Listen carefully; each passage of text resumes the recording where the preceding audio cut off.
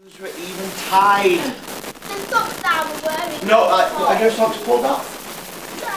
Oh, see, they're already falling down. But, because you know, with children, sometimes it's hard to keep your shoes tied, isn't it? Well, she didn't know him at first, but when are yours tied up? Well, when his mother recognized him, she grabbed Billy and she hugged him and squeezed him, and she smothered him with kisses. That's what mothers do when they miss you, isn't it? Yeah. And she said, "Oh, Billy, where have you been?" And Billy said, "Oh, Mum, I was really naughty and wicked and bold. You told me not to touch the fairy tree. But I saw a fairy tree growing by a blackberry bush, and the blackberries on the blackberry bush were so big and fat and juicy I had to get them. I thought I could get them without touching the tree. So I went up and reached to grab them, but by mistake, I touched the branch. And when I tried to pull my hand away, the branch broke," said Billy. "And when the branch broke," he said, "the branch broke up. Out of the ground came fairy folk. Little people no taller than my knee. Red caps on their heads, red shoes on their feet, clothes every color of the rainbow.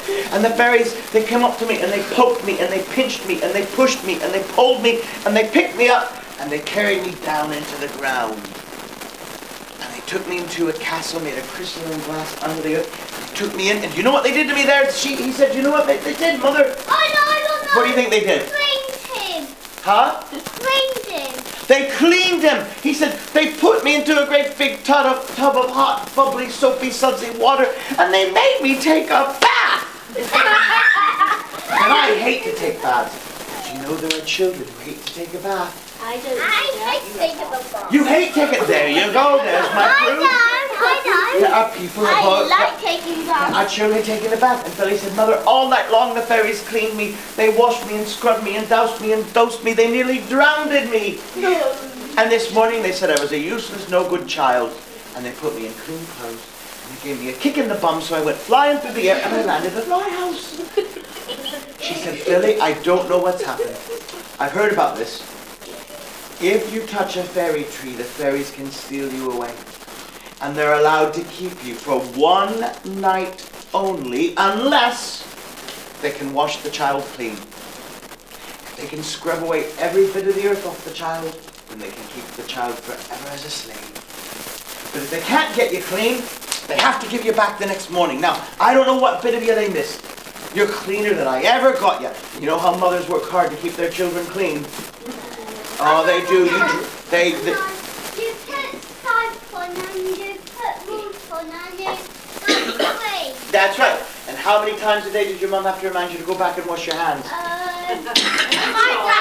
Every day. Every day. Every minute. Well, she said, "You're cleaner than I ever got you." Excuse me. "You're cleaner than I ever got you." She said, "I don't know what happened. But," she said, "thank goodness they gave you back. There's some bit of you they couldn't get clean." And she gave him a hug and a kiss again. And she went to make his favorite breakfast. Do you know what that was? Blackberry pancakes with blackberry jam. Well, while she was making the pancakes, Billy started to cry again. And she said, "Billy, why are you crying? You're all right. Don't be afraid. The fairies haven't got you." He said, "I'm not crying for that. All the time I was with the fairies, my finger hurt. And it hurts now. And I can't help but cry. It's so sore." And his mother looked. Do you know what he had under his fingernail? A thorn, a splinter. Have you ever got a splinter in your finger, under your fingernail? I have one on my foot. Oh, it hurts when you get... I have one on my foot. Ah, it hurts when you get a splinter, doesn't it? Now it's skin. He said, "I got a splinter there." And his mother looked. She said, "Oh, Billy, don't cry. That splinter has saved your life. That's the bit of the earth the fairies couldn't wash away. It was so tiny, not even the fairy folk could see it. It was so deep in your finger that you couldn't scrub it out. That's the bit of the earth that kept you back here with me." And then and you know what? And then it flew down. Well, it didn't fly out. What his mum did was she took the splinter out, because mums and dads are really good at taking splinters out, aren't they? Isn't it good that mums and dads are good at something? I know. They're really good. They're good at taking the splinter out, aren't they? Well, But they used another long nail. sometimes they use nail clippers or sometimes use Yeah, nails. that's what they used to Yeah. Well, they took the splinter out and they put it in a little velvet box to keep it to remember how Billy got stolen by the fairies and how he escaped. And after that, if Billy ever came home mucky and dirty or grimy or smelly or stinky, his mother never complained. Can you imagine that, having a mum or dad who never complains? No. Wouldn't it be nice to have mum and dads who don't complain?